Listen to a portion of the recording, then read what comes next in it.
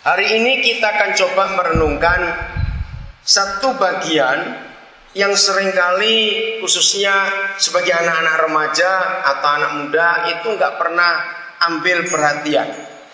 Tapi ini persiapan yang sangat penting. Saya mau beri satu pertanyaan dulu. Saya minta nanti kalian semua menjawabnya. Pertanyaannya satu, cuma ada dua alasan yang kita perlu cari. Yang pertama dengan logika kita, yang kedua dengan fakta. Ya, dengarkan baik-baik. Menurut kalian secara logika ya, pemikiran, binatang atau manusia yang perlu pemimpin dan perlu dipimpin, ini logika. Binatang atau manusia yang perlu dipimpin atau perlu pemimpin? Ayo, binatang atau manusia? Binatang. Itu logika kita. Tapi secara fakta, kenyataannya, siapa yang perlu pemimpin? Binatang atau manusia? Siapa yang perlu pemimpin? Faktanya? Ayo, binatang atau manusia? Siapa berpikir? Manusia. Maka itu sampai hari ini di kalangan harimau, binatang buas, ya, di kalangan unggas, jenis-jenis burung, di kalangan reptil, nggak pernah buat pilkada. Betul tidak? Kita pernah tahu burung pilih pemimpin buat pemilu? Ada tidak? Tidak ada. Nah, inilah fakta. Revival, ya, yang perlu dibangkitkan dari dalam itu satu bagian, yaitu kepemimpinan. Ternyata secara fakta manusia yang perlu pemimpin, bukan binatang. Binatang itu nggak perlu pemimpin, maka itu mereka nggak pernah milih pemimpin. Faktanya, antara manusia dengan binatang, mana yang lebih tahu aturan? Ayo mikir, antara manusia dan binatang, mana yang lebih tahu aturan? Nggak usah ragu-ragu, cepat jawab. Nggak mungkin, manusia sangat nggak tahu aturan. Binatang itu lebih tahu aturan. Saya mau buktikan ya. Lihat ayat ini. Kidung Agung, Kitab Kidung Agung, kita lihat pasal yang kedua. Kita mau buktikan, ternyata binatang yang lebih tahu aturan daripada kita. Ayat 7.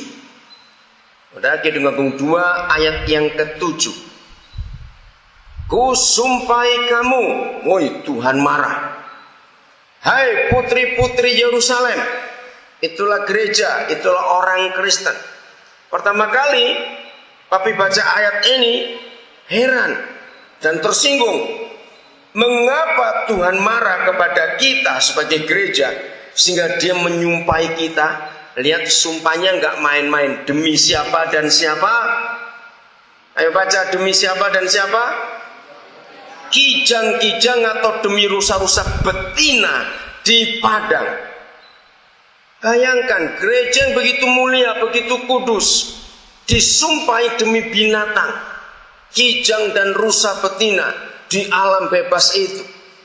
Tapi mikir, kenapa bisa begitu? Apa maksudnya Tuhan marah kepada kita sampai dia menyumpahi kita demi binatang? Pasti dia punya maksud. Dan ini alasannya Tuhan marah kepada kita. Jangan kamu membangkitkan dan menggerakkan siapa? Baca Alkitabnya, menggerakkan siapa? Menggerakkan siapa? Cinta sebelum diingininya. Nah, kita akan belajar secara fakta ini. Sampai suatu hari, waktu papi belajar tentang biologi, baru sadar. Sekarang papi tanya kepada kalian semua. Menurut kalian, yang belajar biologi pasti tahu, binatang itu punya waktu kawin atau tidak? Betul?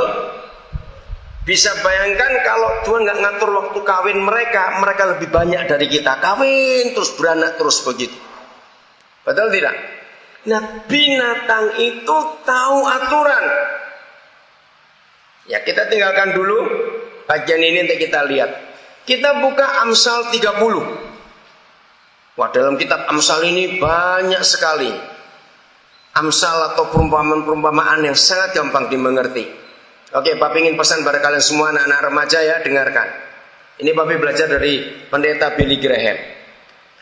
Kalau kalian bingung baca Alkitab yang mana, mulai hari ini ya tolong para hamba-hamba Tuhan, para pembimbing, tekankan adik-adik kita ini, mulai hari ini ya dengarkan. Mulai hari ini baca kitab Amsal setiap hari satu pasal. Kitab Amsal itu 31 pasal. Kalau kita baca pasalnya sesuai tanggal, hari ini tanggal berapa? 15. Oke? Maka bacalah Amsal pasal 15. Kalau hari ini tanggal 27, bacalah Amsal 27. Kalau hari ini tanggal 1, baca Amsal berapa? 1. Maka 1 bulan akan habis kitab Amsal itu. Dan terus dibaca. Papi sudah lebih dari 30 tahun melakukan hal itu sampai hari ini. Oke, kalian semua lihat ke atas. Burung, nah ini pelajaran bagus sekali. Wah, kesempatan. Burungnya jatuhkan saat calon rumahnya. Tolong lihat ini ya, ini jatuh dari atas mana burungnya. Oke, ini bagus sekali pelajaran ini. Ya, dengarkan baik-baik. Saya dari kecil, Papi dari kecil belajar dengan burung itu. Ya, karena Papi dulu tinggal di desa bukan di kota. Lihat ini, cara ngerobeknya rapi sekali. Nanti kalian lihat ya. Padahal nggak punya gunting, nggak punya tangan.